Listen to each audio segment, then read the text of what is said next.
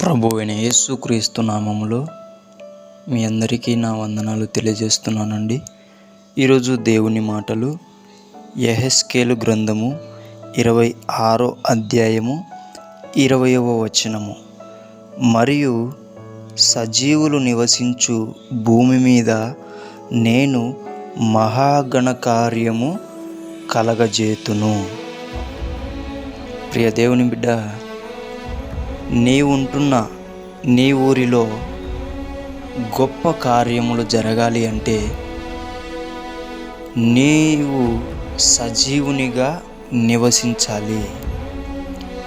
దేవుని దృష్టిలో సజీవులు అంటే ఎవరు అంటే, 1 ప్రార్థించేవారు, 2 వాక్యం ధ్యానించేవారు, 3 దేవునికి లోబడేవారు. వీళ్ళు మాత్రమే సజీవులు. సజీవులు వీళ్ళు అని ఎలా చెప్తున్నాము అంటే, వీళ్ళలో జీవం ఉంటుంది. ప్రార్థించిన వారిలో జీవం ఉన్నది.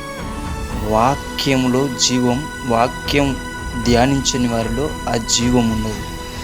దేవునికి లోబడిన వారిలో జీవం ఉన్నది. వాళ్ళు మృతులతో సమానం. బ్రతికి ఉన్న చనిపోయిన వారితో సమానం. కానీ ఎవరైతే ప్రార్థిస్తారో వారిలో జీవం ఉంటుంది. ఎవరైతే వాక్యం ధ్యానిస్తారో వారిలో జీవం పనిచేస్తుంది. ఎవరైతే దేవునికి లోబడతారో వారిలో జీవం ఉంటుంది. వారు సజీవులు. అందుకే దేవుడు సజీవులున్న చోట నేను ఘన కార్యము కలగజేతును అంటున్నాడు. నీ ఊరిలో, నీ ఉంటున్న దేశంలో, నువ్వు ఉంటున్న ఊరిలో, నీ ఉంటున్న కుటుంబంలో దేవుడు ఘనకార్యం చేయాలి అంటే నువ్వు ప్రార్థించాలి, నీవు వాక్యం ధ్యానించాలి, నీవు దేవునికి లోబడి ఉండాలి. అప్పుడు దేవుడు నీ కుటుంబంలో గొప్ప ఘనకార్యం కలగజేస్తాడు. నీ ఉంటున్న ఊరిలో గొప్ప ఘనకార్యం కలగజేస్తాడు. నీ ఉంటున్న దేశంలో గొప్ప ఘనమైన కార్యం చేస్తాడు. నేను ఒక్కటే చెప్తానండి మీ అందరికీ, దేవుని పక్షాన నీవు నిలబడితే దేవుడు నీ పక్షాన నిలబడి నిన్ను ఘనమైన వానిగా నిలబెడతాడు. దేవుడి మాటను దీవించునుగాక.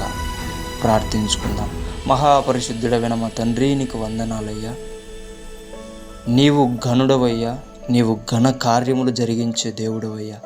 తండ్రి, మేము మృతులలాగా ఉండకుండా సజీవులుగా ఉండి మా దేశంలో, మేము ఉంటున్న ఊరిలో, మా కుటుంబంలో సజీవులుగా బ్రతికి ఘనమైన కార్యములను చేసే ఆ ఘనమైన కార్యములు మా జీవితాలలోనే నీవు చేసేలా మేము చేసుకుండేలా నీవే మమ్మల్ని తయారు చేయమని యేసు నామములో ప్రార్థిస్తున్నాం తండ్రి.